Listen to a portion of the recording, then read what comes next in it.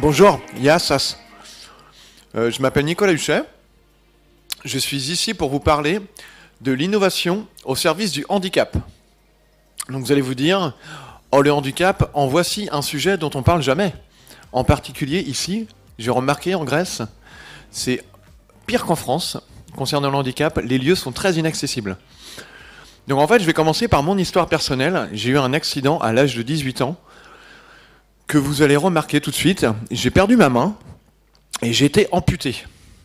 Et en France, quand on perd une main, on nous propose une prothèse que l'on peut bouger comme ça en contractant les muscles. Ça s'appelle une prothèse myoélectrique. Malgré mon handicap, j'ai pu retrouver une vie à peu près normale, c'est-à-dire pouvoir m'habiller, faire à manger, refaire des gestes du quotidien, récupérer une autonomie à peu près à 80% de ce que je pouvais faire avant. Donc bien sûr, cette main n'a pas de sensation, je ne peux pas savoir ce qu'il y a dans mes poches, je ne peux pas taper des mains, il y a plein de choses que je ne peux plus faire. Et il y a quelques années sont apparues de nouvelles prothèses, des prothèses de main, qui font tous les doigts, qui bougent tous les doigts comme ça. Et je me suis dit que c'était génial parce qu'il y avait enfin de l'innovation dans ce domaine. Sauf que les médecins, en France, en fait, ces prothèses-là, elles ne sont pas remboursées par la sécurité sociale. C'était une grosse déception, beaucoup de colère, parce que je me suis rendu compte que pour avoir accès à la santé, eh bien, il faut avoir de l'argent. Donc, très en colère, j'ai commencé à trouver un moyen pour pouvoir m'acheter cette prothèse, pour trouver l'argent. Il me fallait seulement 50 000 €. Voilà. C'est beaucoup, hein. C'était une blague, pour voir si vous êtes là en fait. Est-ce que vous êtes là? Ok, super. Si, c'est 50 000 € une prothèse, ça coûte cher. Hein. Cette prothèse-là, elle coûte 10 000 €. Une nouvelle prothèse, nouvelle génération, ça coûte 50 000. Et un jour, j'ai découvert les Fab Labs. Donc, c'est des ateliers de fabrication, des ateliers où il y a des machines, comme des perceuses, des fraiseuses. Mais il y a aussi ces nouvelles machines dont on entend parler, les imprimantes 3D. Et je leur ai demandé si on ne peut pas fabriquer une main robot. Si on ne peut pas fabriquer une prothèse avec une imprimante 3D, puisqu'apparemment, ça peut tout faire. Et ils n'avaient pas la réponse, mais en tout cas, ces gens-là, ça les intéressait d'essayer de fabriquer une prothèse. Et c'est comme ça qu'ensemble, à partir de plans partagés sur Internet, des plans open source, on a pu imprimer chaque phalange, chaque pièce, le pouce, l'index, et assembler les pièces ensemble, et faire un prototype de main robot qui nous a coûté 200 €.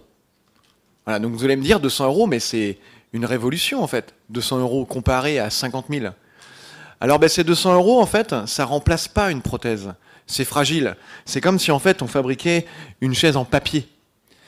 Mais là où on s'est rendu compte qu'il y avait vraiment quelque chose qui était plus fort que la technologie, c'était l'innovation sociale et psychologique presque.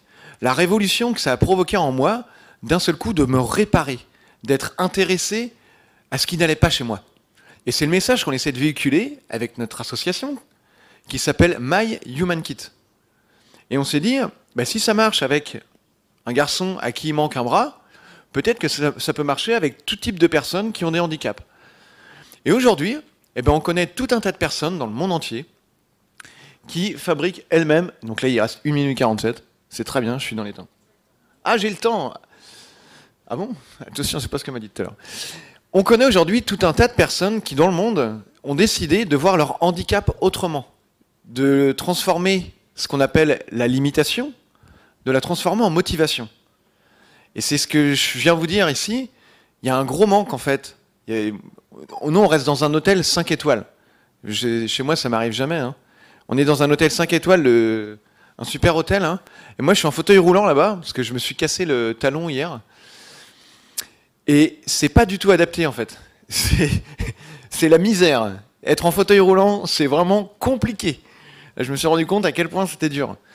Mais on rencontre des tas de personnes qui s'intéressent à ça.